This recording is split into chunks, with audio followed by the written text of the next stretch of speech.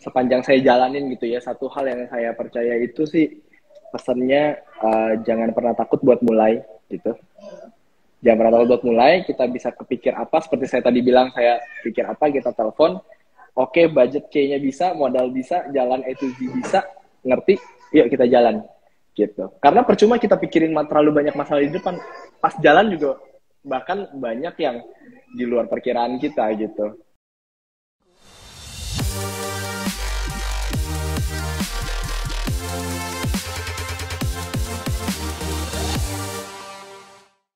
Apa kabar buat teman-teman semua, sobat-sobat Tengobis ya. Salam hebat ya, luar biasa buat teman-teman. Semoga hari ini teman-teman selalu diberkatin ya, selalu happy ya, dan selalu berbahagia, selalu diberkatin, sukses semua, lancar usahanya ya. Oke guys, seperti biasa acara Tengobis Senin ini ya, setiap Senin kita ngobrol dengan narasumber.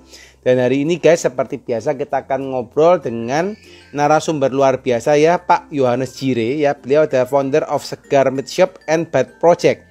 Dan hari ini kita akan ngobrolin soal formula ampuh meningkatkan penjualan pasca pandemi guys ya. Karena kondisi sekarang ini memang kita perlu insight-insight ya. Dan harapan kami dengan kita adakan acara hari ini, IG Live ini, kita akan ngobrol-ngobrol santai seperti biasa dengan narasumber. Dan kita akan minta tips-tips dari narasumber bagaimana sih caranya beliau bisa meningkatkan penjualan, terutama dengan pasca pandemi ini yang mungkin masih belum terlalu oke ya. Dalam artian masih ya ada isu ya terkait dengan perang ya, ada isu terkait dengan kenaikan harga pokok, BBM ya, dan macam-macam ya. Dan hari ini kita akan ngobrol panjang lebar terkait dengan itu selama 1 jam ke depan ya. Gitu guys. Oke, tanpa berlama-lama saya coba cek Pak narasumber, Pak Yohanes sudah datang belum ya. Hai. Halo. Pak Yohanes, apa kabar? Baik. Senang nih akhirnya ketemu ya di live ya.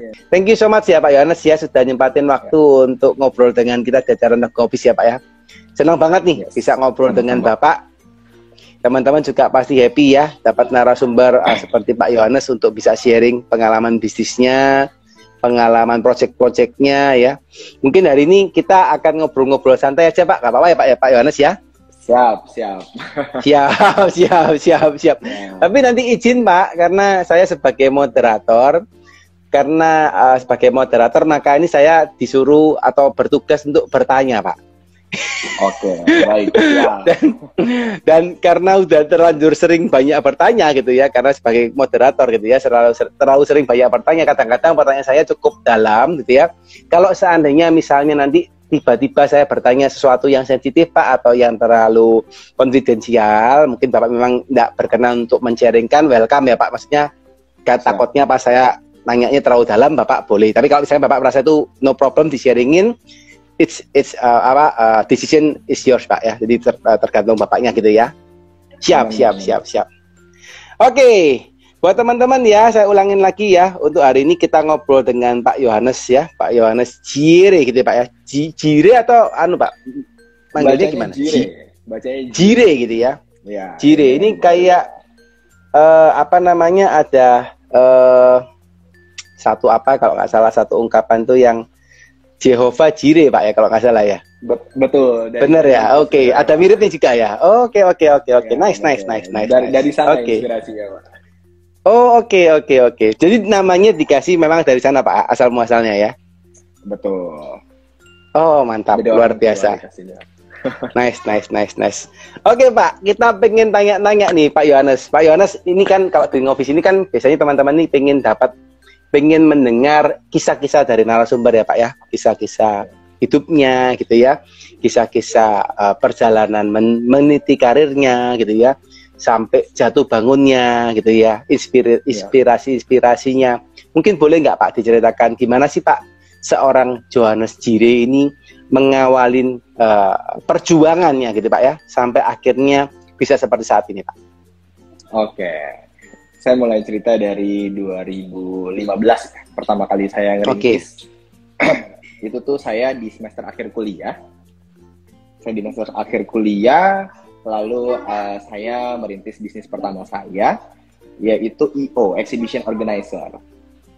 Jadi kita bikin project waktu itu ada sekitar 110 peserta booth. Eventnya cukup besar, acaranya ramai, waktu itu sampai 24.000 pengunjung dalam 4 hari. Nah, kita ibaratnya profitnya bagus lah saat itu, di semester kuliah itu. Di akhir semester kuliah, wah, saya pikir bisa jalan nih. Saya pikir, wah, masa depannya bagus di sini. Nah, pada akhirnya, setelah dari lulus kuliah, saya nggak pernah kerja korporat, saya nggak pernah kerja kantor, saya udah fokusin bisnis ini. Kebetulan saya waktu itu ada partner dengan teman-teman saya. Jalan 2015 sampai 2020 pandemi. Nah, di pandemi ini kan memang sektor exhibition, sektor pariwisata ini kan kehit dalam sekali. Tidak ada, ibaratnya tidak ada kegiatan operasional sama sekali. Gitu. Jadi kita tutup berhenti. Nah, saya di 2020 ini, saya berpikir, behavior customer ini pas pandemi ini sama sekali restoran tutup, nggak berani keluar rumah, gitu. Jadinya makanya saya buatlah Segar Meat Shop. Segar Meat Shop itu kita menyediakan produk-produk daging, ya, mostly beef, yang premium gitu. Saya bisa pasarnya memang yang premium, yang daging-daging yang kelasnya itu menengah sampai premium sampai super premium begitulah. Begitu. Jadi kita jalan 2020 sampai 2021 kita buka 3 cabang di Peak, di Kelapa Gading, dan di Gandaria. Mulainya dari online sampai ke 3 cabang. Nah, lalu di 2022 ini kebetulan kan seperti yang saya bilang, bisnis yang kemarin itu ke hit banget nih kan.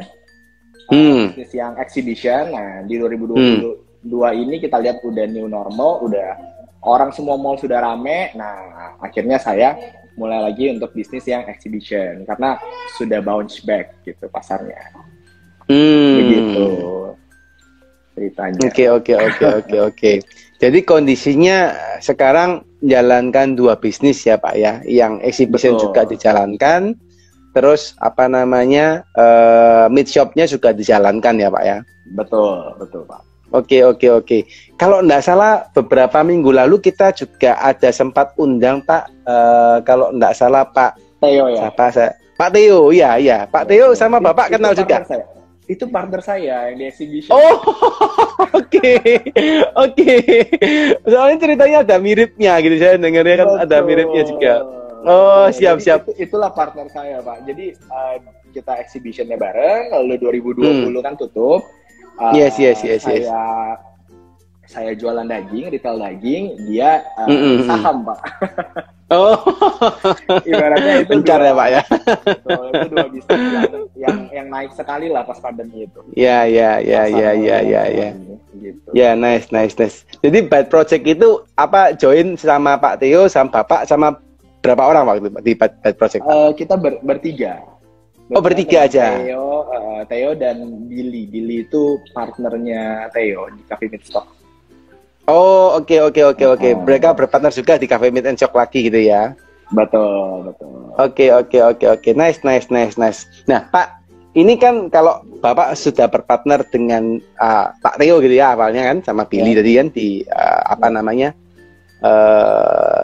exhibition ya di Bad Project, and then waktu itu memang pandemik, terus akhirnya kondisinya ya shutting down lah ya kurang lebih ya, karena memang belum terlalu bagus kondisinya. And then kenapa Pak kok milihnya ke daging Pak? Selain memang lagi naik gitu ya, tapi kenapa alasannya kok ke daging gitu? Oke. Jadi sebelumnya aku make clear dulu. Jadi sebelum pandemi itu benderanya lain sama yang sekarang dan partnernya lain gitulah. Oh, oke. Oke. Nah, untuk cerita yang kenapa saya milih daging, yang pertama itu karena saya hobi memang. Dari dulu saya banget lihat daging premium, saya suka masak sendiri di rumah. Jadi kalau lihat Instagram explore saya semua tuh daging gitu kan. Saya juga cukup ngerti gitu, maksudnya dalam arti bedanya cutting ini, bagaimana ngolah steak yang enak tuh, juicy tuh pakai cutting apa. Lalu misalnya bagian punggung itu cocok dijadikan apa gitu. Nah, saya tuh cukup suka baca-baca, cukup suka lihat explore. Nah, jadinya di saat pandemi ini, kebetulan waktu itu lagi di jalan ya, lagi di jalan pulang, saya ingat dari BSD itu saya jalan pulang, saya kepikir lah, wah kayaknya bisnis daging boleh nih, bagus nih kayaknya. Kita mulai online dulu. Lalu saya call lah partner saya, yang sekarang jadi partner saya, waktu itu masih calon partner. Saya call, kita bikin bisnis daging yuk. Gitu. Dia oke, setuju, besoknya kita eksekusi, Pak. Langsung kita eksekusi. Oke, kita butuh apa aja, kita butuh ini, segala macem. Yuk kita list down gitu. Apa yang kita langsung bisa mulai, kita start. Nggak sampai 1 bulan kita start, Pak. Startnya online. Oke. Online dulu pertama ya, Pak ya? Betul. Kita start online di rumah itu kurang lebih sekitar 6 bulan. Lalu kita ada terkumpul modal. Ayo kita jalan, kita buka offline. Toko pertama kita di PIK. Oke. 6 bulan online, langsung habis itu buka offline store di PIK yang Buka pertama kali. store. Betul. Oke. How come, Pak? Maksudnya dari pertama kali bisnis yang Bapak rintis gitu ya, kan itu istilahnya kan bidang baru ya. Apa Bapak mungkin pernah mungkin ada kenalan penjual daging sebelumnya, atau memang punya relasi dengan distribution channelnya, atau memang benar-benar dari nol Pak memulai meat shop itu Pak? Awalnya mungkin saya kenal as a customer, jadinya kita jadi bisa untuk ekspor ke B2B Pak, gitu. Jadi memang tahu lah pemainnya nih siapa gitu. Lalu ya kita seriusin ya, kita ketemu, kita ngobrol gitu, untuk membahas untuk mulai bisnis ini Pak, gitu. Oke. Serasa ceritanya Bapak itu serasa simpel gitu ya Pak ya, ketemu teman, hey buka bisnis daging yuk, besok dieksekusi gitu ya, langsung buka gitu ya secara online. Tapi apa Pak, kalau teman-teman ini kan kalau dengerin cerita Bapak ini kan simpel, tapi I think nggak sesimpel itu kan ya Pak buat bisnis gitu ya Pak ya. Apa Pak yang dipikirkan Pak, atau apa Pak yang dilakukan one by one-nya, kalau boleh diceritakan kepada teman-teman? Gimana sih sulitnya gitu ya, meskipun hanya hai telepon gitu ya, langsung jalan gitu ya. Tapi gimana Pak kalau boleh ceritain Pak? Oke. Kalau saya punya prinsip, kalau kita punya ide, saya langsung ukur. Saya ukur nih end to end-nya. Dari mulai supply-nya sampai saya jualnya, pemrosesannya, misalnya taking order-nya, kita siapin produknya, sampai kita kirim ke customer, ya, sampai after sales-nya, lalu marketingnya, saya bisa ukur gitu. Maksudnya saya kebaca nih, oh stepnya gini. Oke, kita seriusin, kita lanjutin. Masuk yang kedua, kita hitunglah marginnya gitu. Kita hitunglah, oh ini bisnis legit nggak gitu. Kita cek modal kita berapa, FOH kita berapa.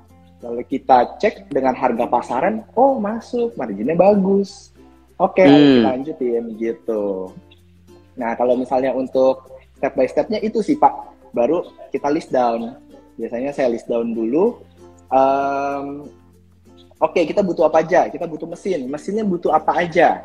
Misalnya kita butuh freezer kapasitas berapa? Gitu. Lalu kita butuh mesin potong jenis apa aja gitu. Lalu supplier siapa aja nih yang kita bisa gandeng? Produk apa aja yang mau kita mulai gitu. Mungkin untuk awal kita nggak bisa mulai dengan 100 produk karena kan modalnya besar sekali. Kita mulai dengan yang simpel dulu aja gitu. Kita mulai dengan mungkin 10 produk, 20 produk is okay. Yang penting kita mulai Pak. Gitu. Jadi waktu mulai itu awal-awal setiap ada keuntungan langsung kita putar lagi buat nambah produk baru. Gitu. Sampai akhirnya gulung banyak SKU kita sekarang. Oke. Jadi awal-awal itu memang kondisinya masih modalnya nggak terlalu besar dengan SKU yang juga nggak terlalu banyak gitu ya Pak ya, pertama kali ya. Oke. Kalau boleh tahu Pak. Iya Pak. Silakan Pak. Karena kan ya saya bilang tadi, saya emang dari awal incernya market premium Pak. Jadi memang modal untuk barangnya itu tentu nggak murah gitu. Oke. Pak, kalau boleh tahu dan bersifat mungkin nggak terlalu konfidensial gitu Pak, berapa sih Pak permodalan awal Pak untuk bisnis yang diperlukan untuk membuat bisnis daging Pak? Saya mulai dengan 200 juta. 200 juta Pak ya, itu sudah beli mesin, sudah beli apa namanya freezer gitu ya, sudah beri stok gitu ya awal-awal ya. Dan itu dimulai dengan berapa SKU Pak pertama kali Pak? Mungkin sekitar 20 jenis. 20 ya, dari 20 macam daging, dan itu spesialis ke daging sapi atau maksudnya macam-macam daging Pak? Kita mulai dengan daging sapi Pak. Daging sapi, tapi yang premium class gitu ya Pak ya? Premium class dengan berbagai potongan kan, kalau misalnya ada tenderloin, kita ada rib eye-nya, dan ada grade-grade-nya. Gitu. Oh oke. Jadi masuknya memang benar-benar sapi fokus dan 20 SKU gitu Pak ya pertama kali, dan dengan modal kurang lebih segitu tadi ya. Oke. Itu pertama kali masuk ke dalam bisnis daging Pak gitu ya. Apakah langsung mulus Pak, atau mungkin selama perjalanan 6 bulan sampai bisa buka outlet gitu ada kendala Pak? Saya bisa bilang puji Tuhan mulus Pak, karena saya merasa itu emang ada momentum ya. Kalau bisnis tuh menurut saya momentum itu hal yang penting sekali ya. Jadi ketika ada momentum, ibaratnya kalau saham nih Pak lagi bullish market, lagi naik semua, kita asal beli apa aja kan untung kan. Benar. Gitu. Benar. Nah, menurut saya momen saat itu memang semua orang lagi pandemi, nggak berani keluar, nggak berani ke restoran. Mereka banyak waktu sekali di rumah kan, banyak yang coba masak ini, explore masak itu gitu. Nah, kita masuk di momen itu Pak, dan kebetulan waktu itu ketika mulai ini saya mencari unique selling point kita gitu. Produk apa nih yang membedakan toko daging saya sama toko daging lain tuh apa? Saya mikir, oh orang ini banyak yang awam, banyak yang nggak pernah masak steak di rumah, nggak tahu kalau masak steak itu sebenarnya gampang. Kirain tuh ribet masak steak, harus butuh alat ini, alat itu. Sebenarnya masak steak itu cuma butuh panci Pak alatnya. Benar. Panci doang cukup ya kan. Nah, jadi kita buatlah produk ready to cook. Karena banyak sekali pasar baru yang sekarang nggak bisa makan di restoran, mereka mau masak di rumah.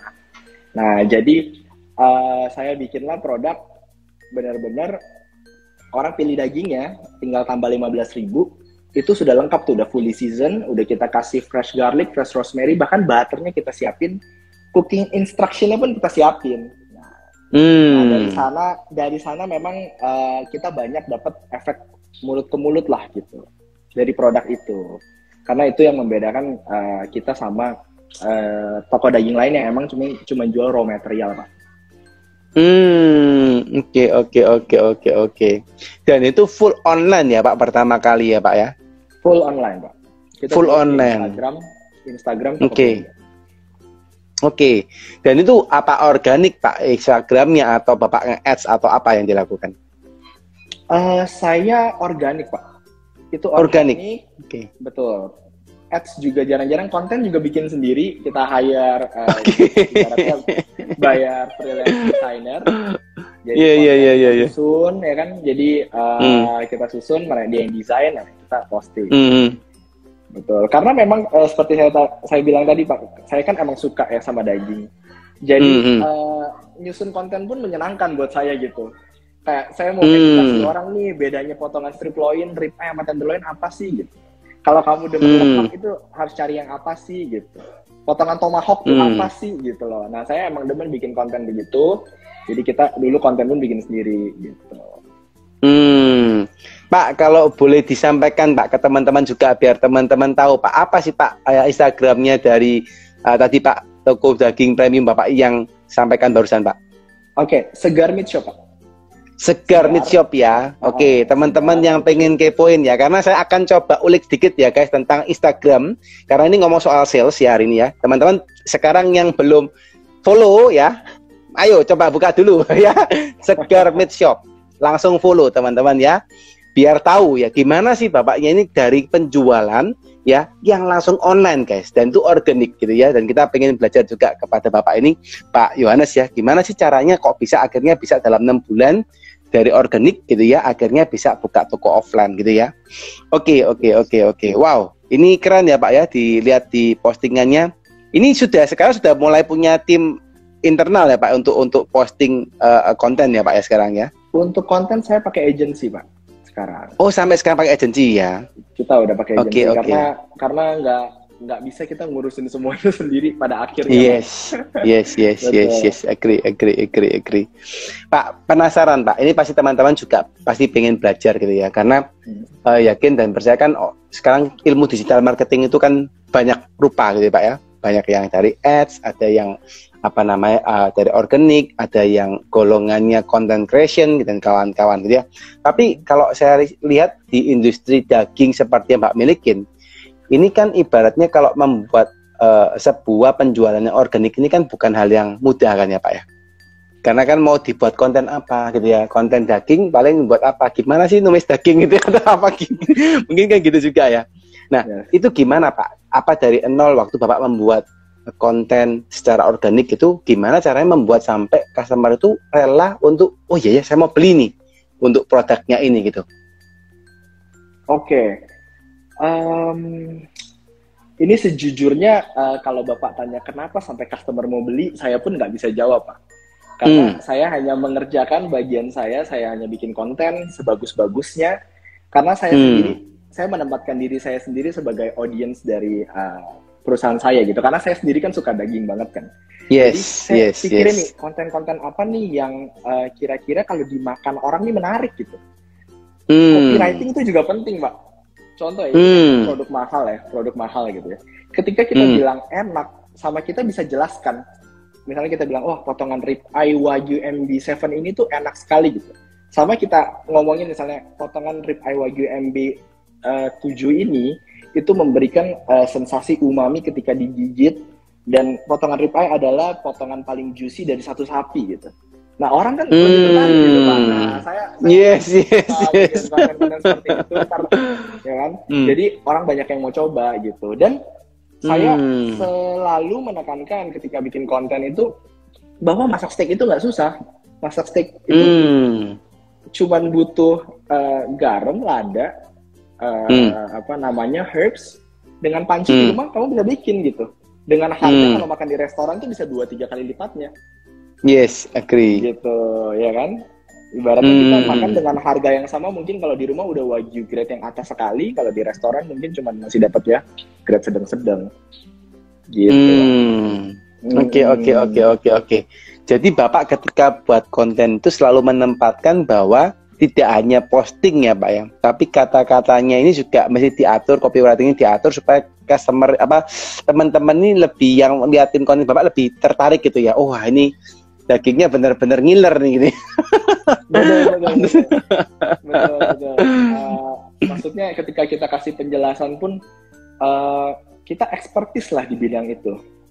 Baru orang percaya gitu Pak. Dan memang pada perjalanannya kita itu satu hal yang paling saya pegang sampai hari ini dan partner saya pegang itu service Pak. Service itu nomor satu. Service itu nomor satu. Misalnya ada customer ya Pak bilang, waduh kok dagingnya agak begini ya, misalnya contoh. Itu saya kirimin baru, nggak pakai pikir. Customer yang nggak minta pun saya kirimin, nggak apa-apa, saya kirimin baru. Gitu. Itu bukan salah kita, terkadang bukan salah kita. Misalnya contoh, pengirim pakai Gojek. Gojek tinggalin depan rumah. Nggak konfirmasi ke penerimanya gitu.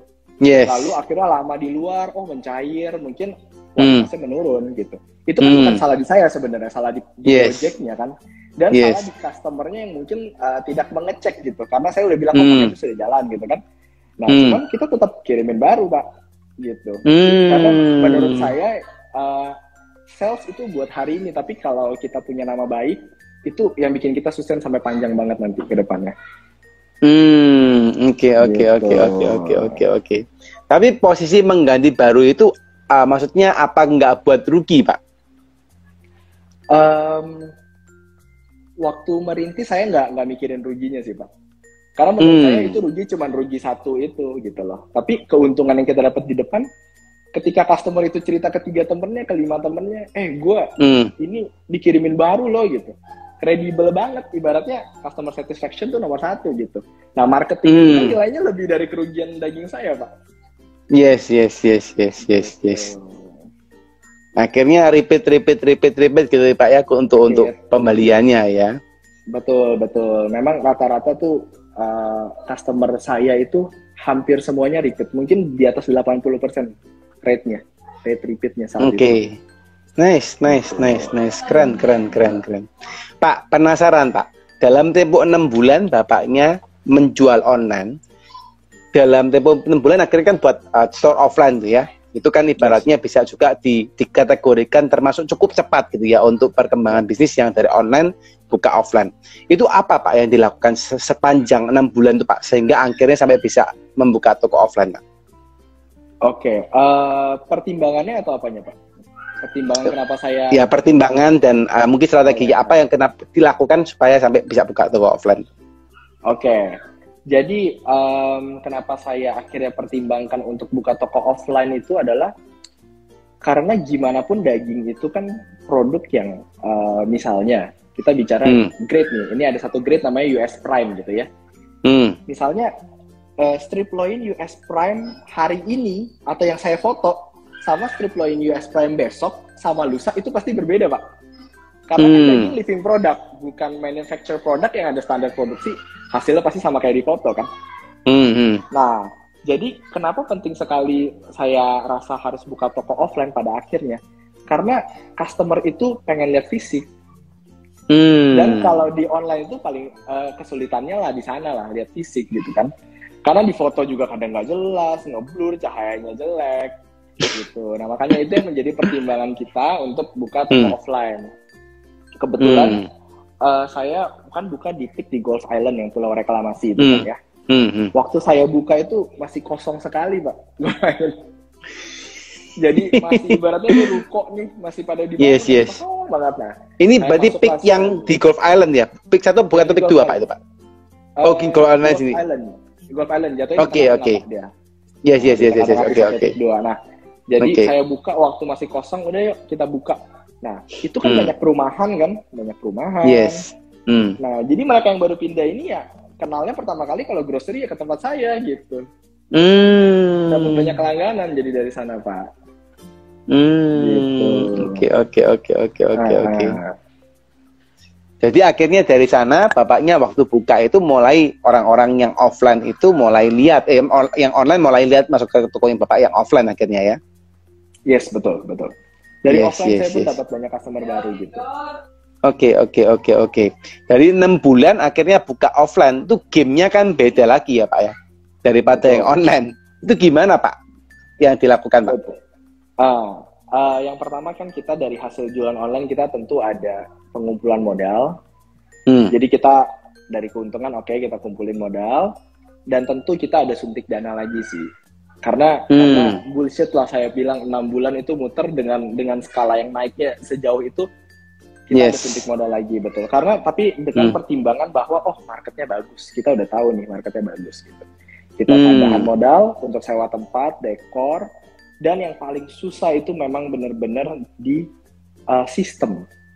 Karena pada akhirnya dari kita kerjain sendiri, dari kita pegang orderannya sendiri, sampai akhirnya kita butuh admin, kita butuh kasir, kita butuh tim produksi. Nah, itulah sistem yang akhirnya saya dan partner saya benar-benar belajarin. Karena kita belajar bisnis itu memang otodidak Pak. Jadi kita A/B testing Pak. Oke, sistem ini jalan-jalan, nggak works ternyata. Kita ganti lagi sistem. Nggak jalan gitu. Misalnya kita bikin form order, ternyata form order terlalu lama gitu. Gimana punya apa gitu. Jadi kita A/B testing terus. Bahkan sampai hari ini kalau misalnya ada yang sistem kita rasa kurang baik, ya kita akan ganti terus. Sampai orderan yang masuk bisa diproduksi dengan cepat, hasil yang diterima customer juga bagus gitu kan. Oke. Berapa panjang Pak kalau boleh tahu Pak? Dalam Bapak kan ceritain ya, yang paling susah adalah develop sistem. Itu berapa panjang Pak untuk mendevelop sampai sistemnya Bapak rasa itu fit untuk perusahaan Bapak? Sekitar 2 bulan Pak waktu itu. 2 bulan itu ya, dan itu gontak ganti gitu ya. Betul. Pas dari buka itu sampai saya rasa ini tanpa saya ini udah bisa lumayan terkontrol nih. Itu di 2 bulan. Oke. Dan itu Bapak otodidak lakuin sendiri ya Pak ya waktu itu ya Pak ya, dengan temannya ya? Iya, dengan saya. Kita lakuin. Dan SDM itu memang part yang salah satu yang paling sulit memangnya di bisnis ya. Gimana kita bikin SOP untuk supervisor ngecek ke bawah, ternyata sih, nah gitu. Lalu kita belajar bahwa karyawan nggak selalu bisa dengan cara kita marah nih. Oke, kita rangkul, kita motivate. Nah, hal-hal seperti itu akhirnya banyak belajar Pak di 2 bulan itu. Mantap. Jadi habis itu akhirnya 2 bulan udah runningnya udah cukup baik ya Pak ya? Udah cukup baik. Ibaratnya kalau saya sudah tidak ada di tempat, udah bisa berjalan lah dengan baik lah. Tinggal terima laporan lah gitu. Oke. Menarik. Nah Pak, dari toko yang pertama buka, terus buka toko yang kedua itu serang berapa jauh Pak? Dari toko yang pertama, kedua, dan ketiga? Dari toko pertama saya buka Maret 2021, yang offline di Peak. Toko kedua itu di Agustus apa September saya lupa. September di Kelapa Gading. Lalu di toko ketiga itu di Maret 2022 di Gandaria. Gitu. Jadi habis ini buka toko keempat ya Pak ya? Doain aja Pak. Karena kan pas tuh Pak.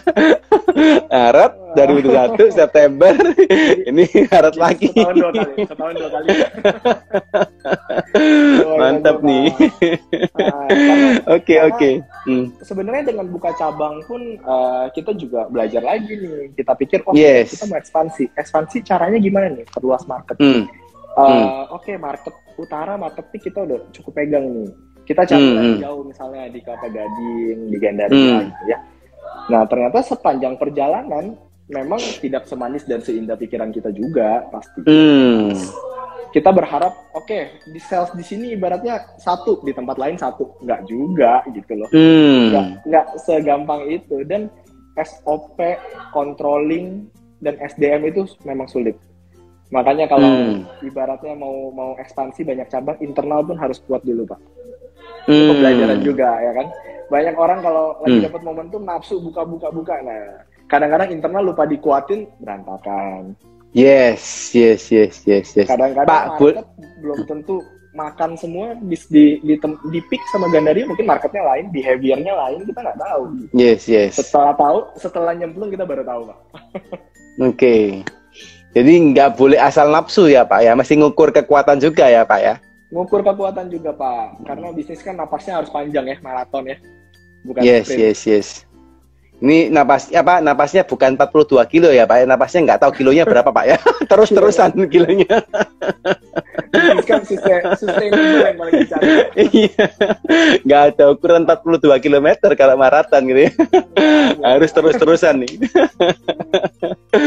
Oke Pak, pengen dengar Pak cerita dari Bapak. Pak kan cerita ngomong kalau SOP, human ekspansi itu kan salah satu Bapak yang merasa juga sulit gitu ya untuk dilakukan dan itu perlu diukur.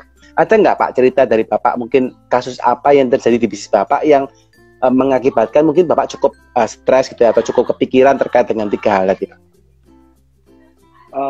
Ini terkait dengan itu ya tadi ya, dengan sistem ya, SOP, gitu ya. people sama ekspansi. Oke. Jadi ketika punya cabang itu memang sulitnya begini Pak.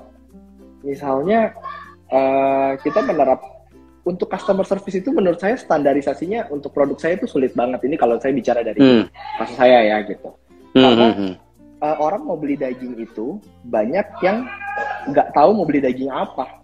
Dia cuma pikir saya mau beli daging yang empuk, budget saya kalau bisa 1 potong maksimal 200.000 deh.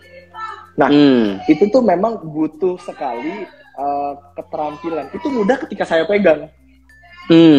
Itu mudah ketika saya pegang. Oke, kita rekomend produk ini, mau dipotong seperti apa. Oke, kamu mau masak apa misalnya. Oke, kamu mau masak lidah jutandon gitu. Oke, barangnya pakai yang ini, lalu dipotongnya seperti ini, olahnya pakai apa aja. Nah, itu butuh knowledge dan emang orang yang passionate Pak untuk jadi konsultan hal seperti itu. Nah, ketika ini cuma 1 cabang saya pegang, itu terkontrol karena saya bisa lihat. Ketika ini sudah jadi 3 cabang, nah ini masalahnya Pak, ini PR-nya menurut saya. Memang sulit sekali. Kadang-kadang SDM juga, kita berharap mereka performance-nya 100, nggak tahu ini cuma 50 gitu kan.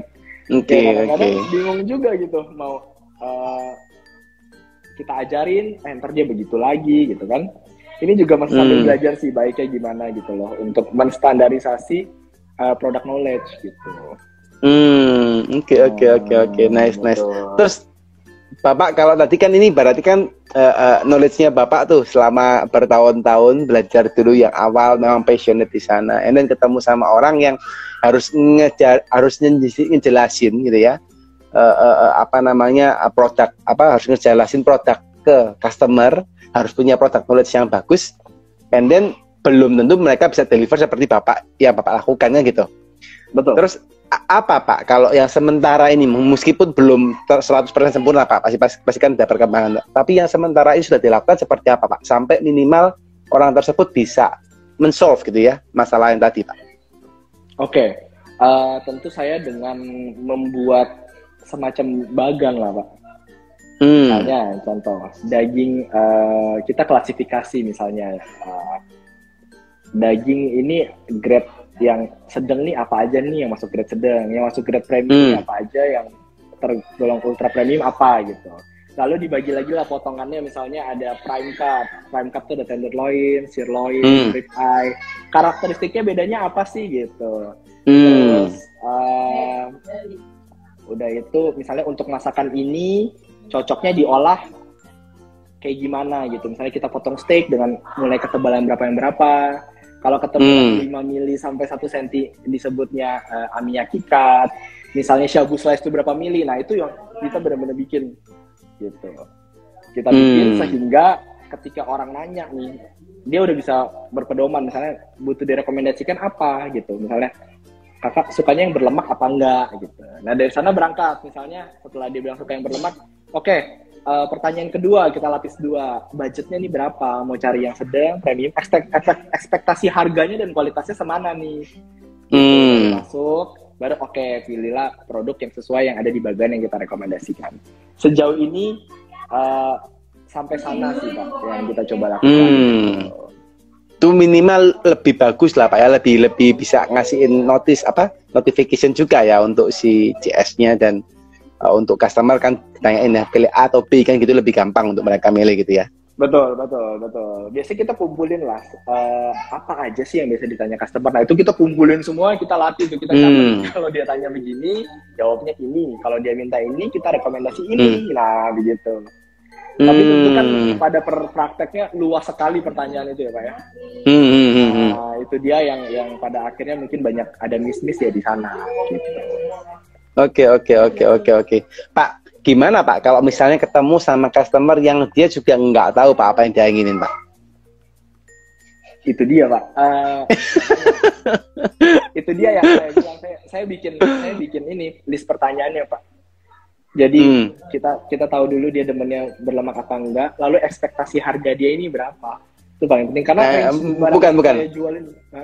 Bukan gitu mas saya. Misalnya gini, kalau Bapak kan tanya toh, mau berlemak atau nggak berlemak gitu, and then dia jawab, oke, aku ngerti, aku mau berlemak gitu, kan jelas. Tapi kan kadang ada tipikal customer yang dia gini, Bapak, Ibu atau Bro atau Sis mau berlemak atau enggak?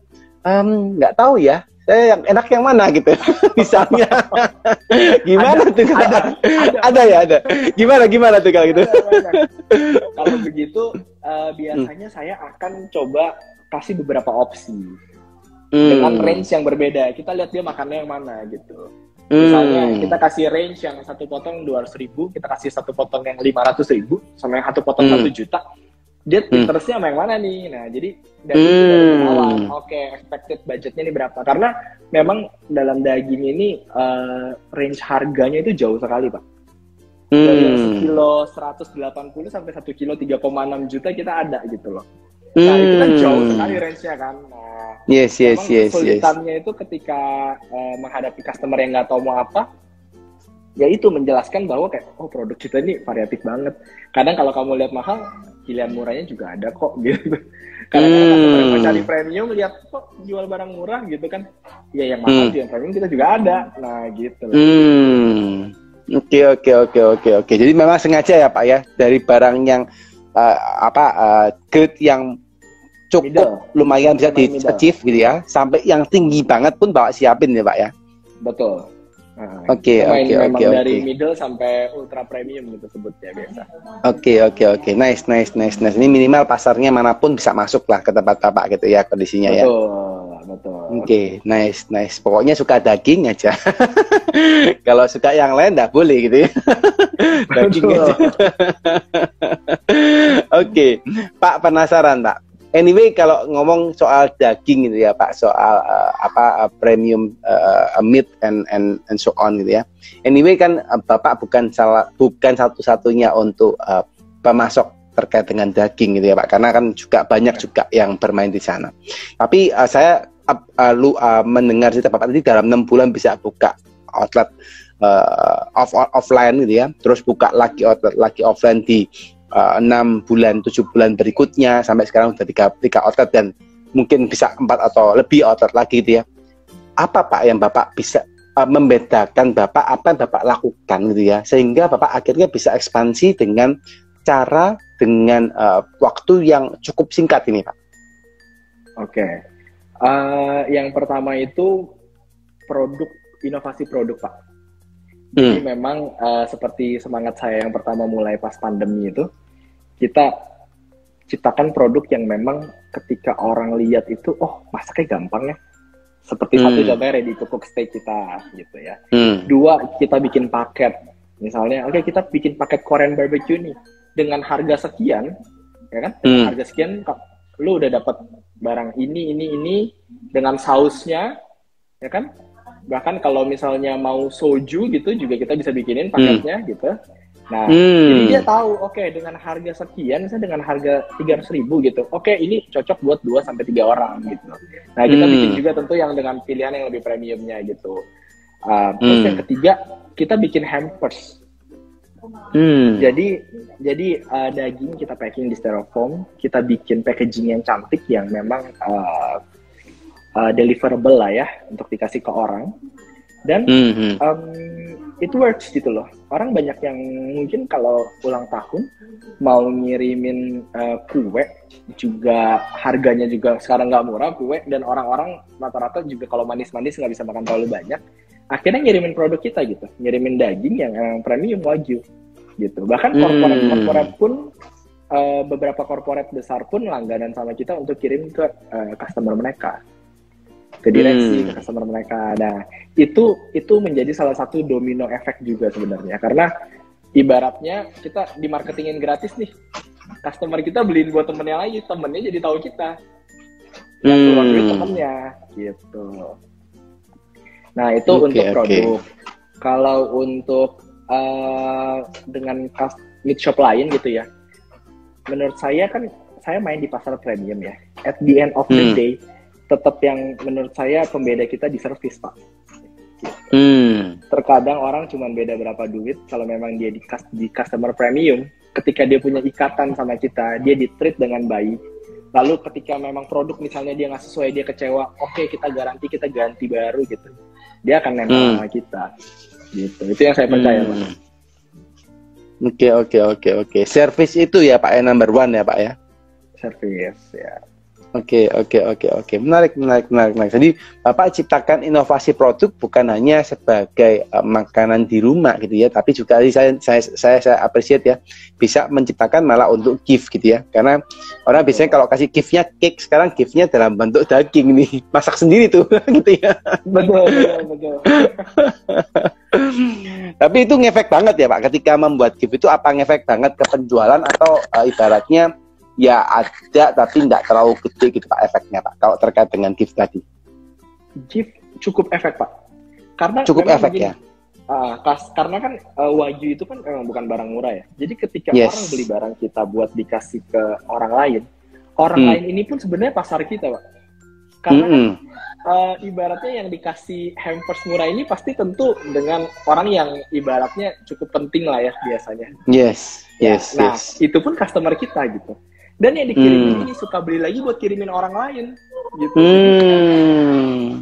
Jadi ibaratnya kita masuk ke circle-nya customer kita lah. Yes. Gitu. Itu cukup efek memang di kita. Oke, menarik. Pak, penasaran Pak. tadi kan Bapak di awal kan menggunakan online gitu ya, and then sekarang kan strateginya offline gitu ya.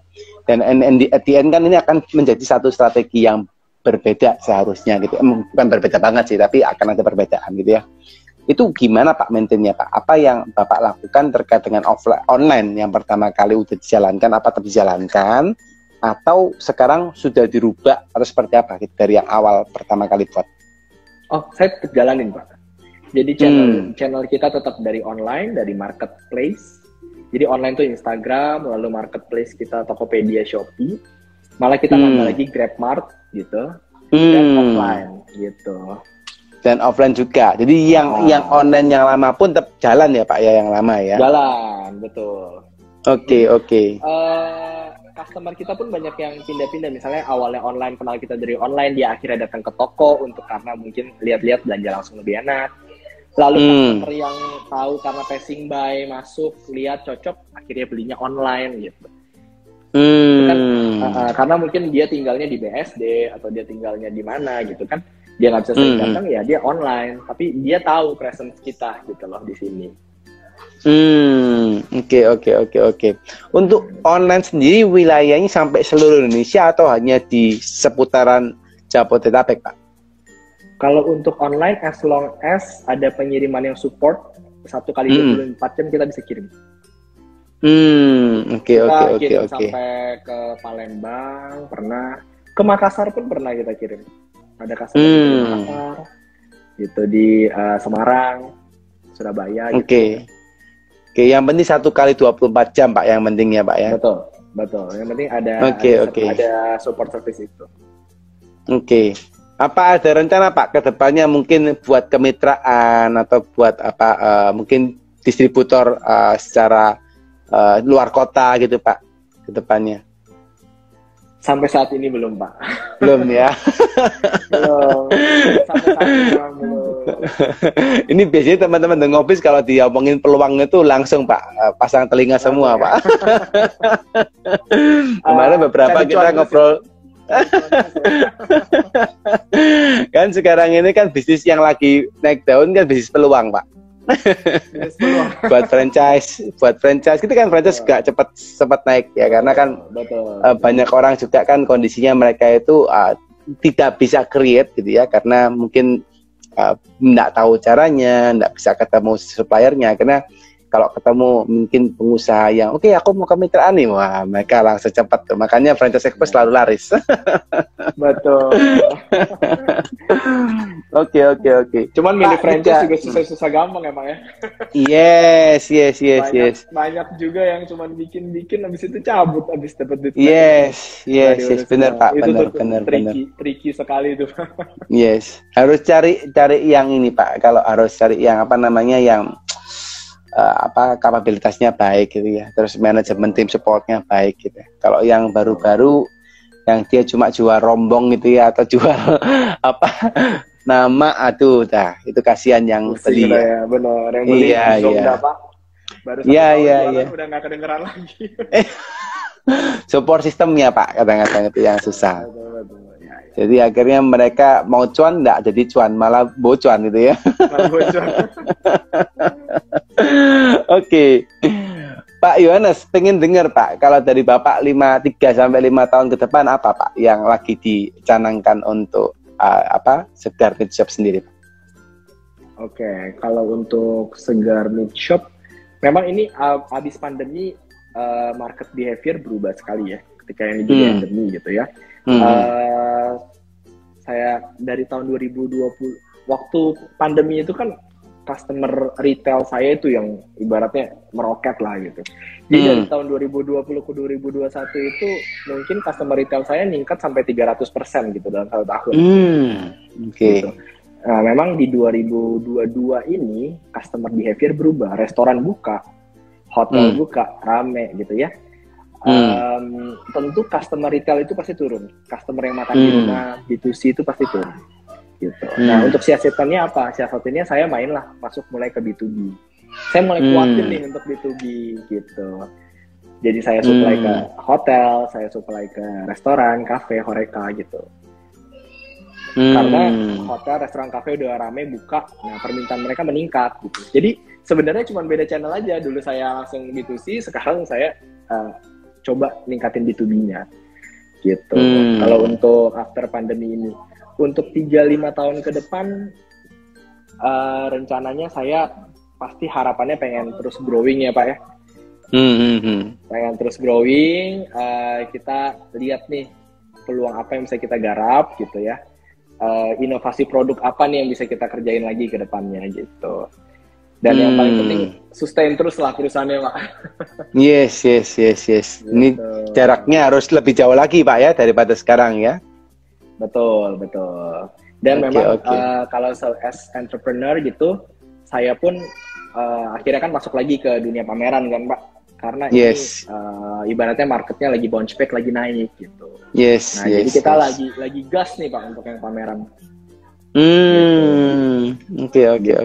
Saya sama partner saya sama Theo itu ya sempat ngobrol lah ya, kita mau bawa ini kemana nih gitu. Mungkin hari ini kita bawa di skala mall office buildings gitu ya. Yuk 3 tahun lagi kita mulai bikin skala JCC G-Expo yuk gitu. 5-6 tahun lagi kalau bisa IPO, amin. Weh, mantap nih Pak ya. Gak ada yang tahu Pak, ini harus besar. Iyalah.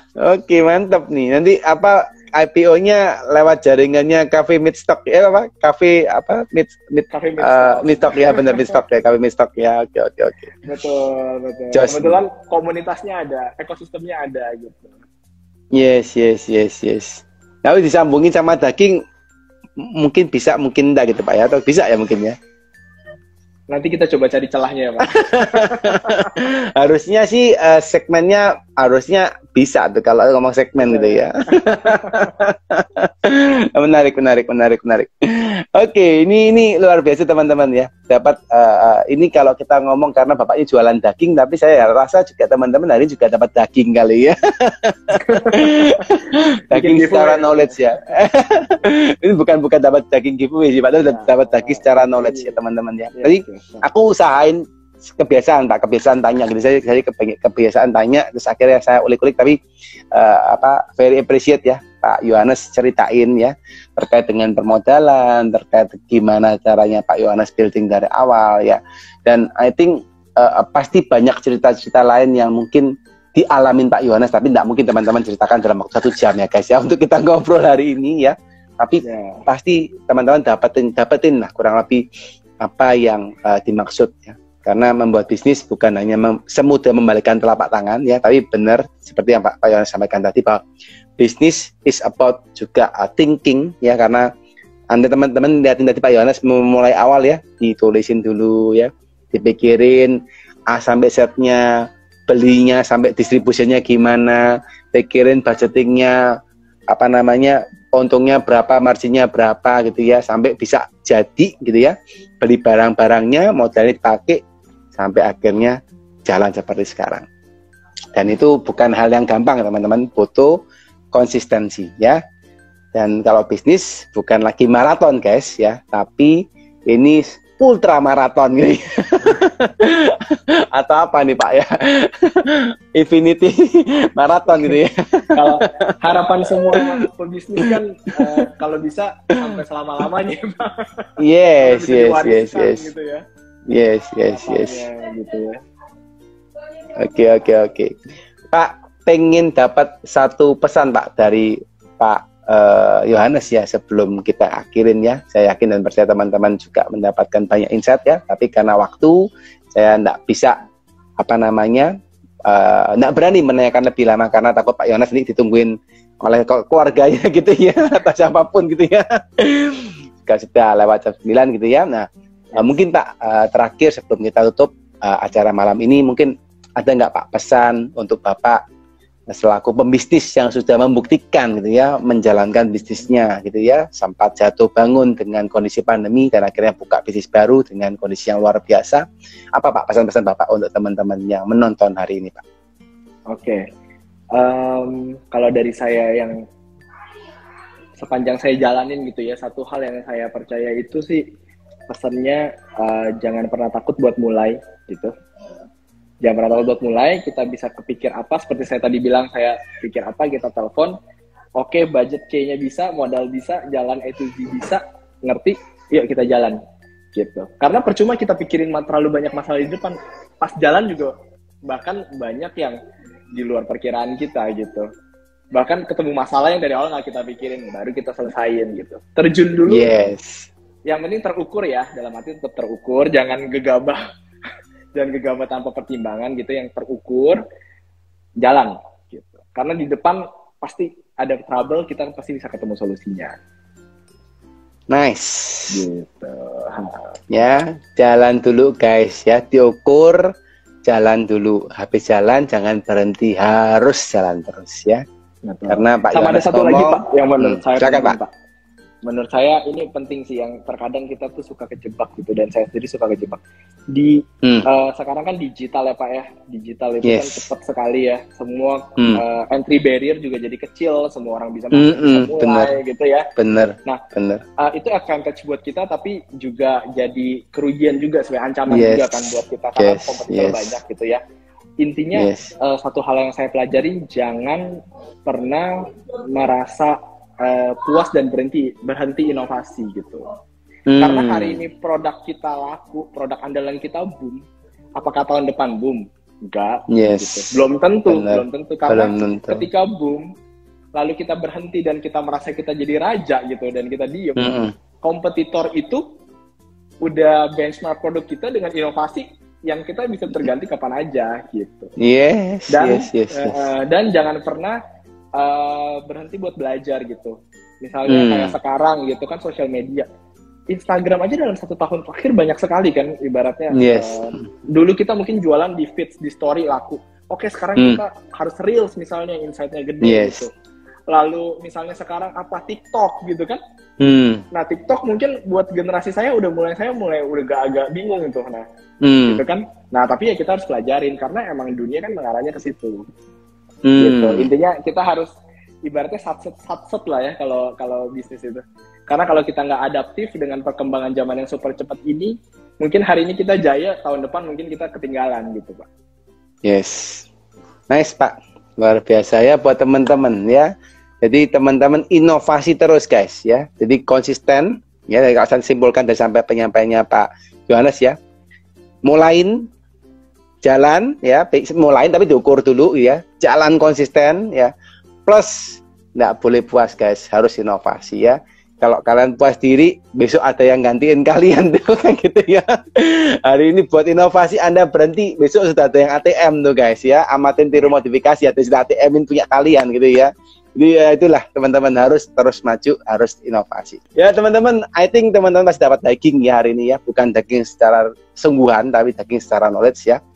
Anyway, teman-teman please kalau yang happy dengan live hari ini, teman-teman kepoin dong ya, apa namanya, IG dari narasumber ya, Pak Yohanes ya, juga follow dong ya, Segar Meat Shop ya, supaya teman-teman juga cobain ya, kalau yang di Jakarta dan sekitarnya ataupun di kota-kota lain ya, cari Tokopedia ya, cari di Shopee dan kawan-kawan ada guys. Beli di Shopee dan kawan-kawan juga namanya Segar Meat Shop ya Pak ya, untuk akunnya ya. Ya. Betul. Segar Meat Shop, tinggal Pantai Indah Kapuk, Pik, Gandaria, Kelapa Gading gitu lah, tinggal belakang. Oke. Pantai Indah Kapuk, Gandaria, dan Kelapa Gading ya. Segar Meat Shop-nya di toko online juga namanya Segar Meat Shop-nya digabung apa dipisah Pak? Dipisah Pak. Dipisah ya. Segar spasi Meat Shop ya guys ya. Jadi yang mau beli langsung aja guys, dijamin, karena ownernya, foundernya suka masak gitu ya. Passionate gitu ya. Jadi harusnya produknya juga passionate guys. Gitu paling gampang, kalau beli produk itu lihat foundernya. Kalau foundernya passionate, berarti dagingnya juga passionate gitu ya guys. Oke, thank you so much Pak Yohanes buat sharingnya malam ini Pak ya. Semoga apa yang disampaikan memberkatin banyak orang ya, dan semoga Bapak dan keluarga juga selalu diberkatin ya Pak Yohanes ya. Oke, thank you Pak. See you soon Pak Yohanes. Thank you. Ya, bye-bye. Thank you teman-teman.